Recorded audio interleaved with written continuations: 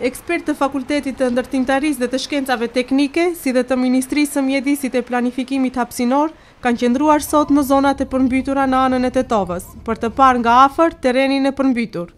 Përfaqësuesja e kësaj të fundit, Sonja Lepitkova, tha për televizionin Art se grupi ekspertëve brenda disa ditësh do të dalë me raportin final, me qëllim të sanimit sa më parë të gjendjes së krijuar.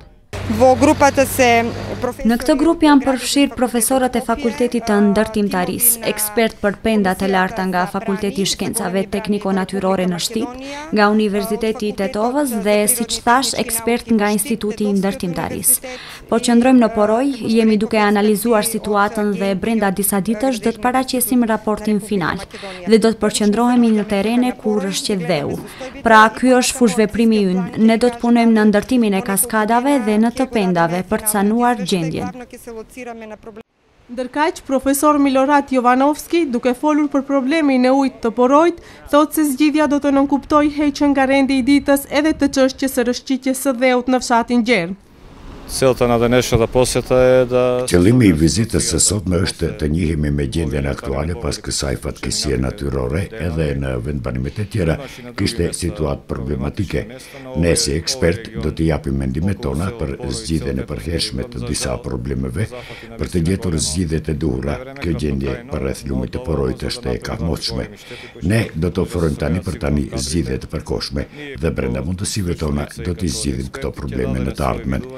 Mbi Porojin gjendet fshati Gjerm dhe këtu ballafaqohemi me problemin e rrëshqitjes së tokës. Edhe këtu janë bërë disa intervenime dhe kjo dukuri është e lidhur me lumin e Porojit.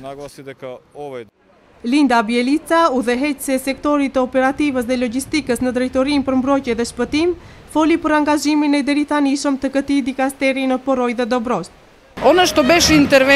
Atje ku duhej intervenuam, drejtoria e kreu këtë punë me sukses dhe po vazhdojmë të punojmë me rreth 80 mjete dhe kamion.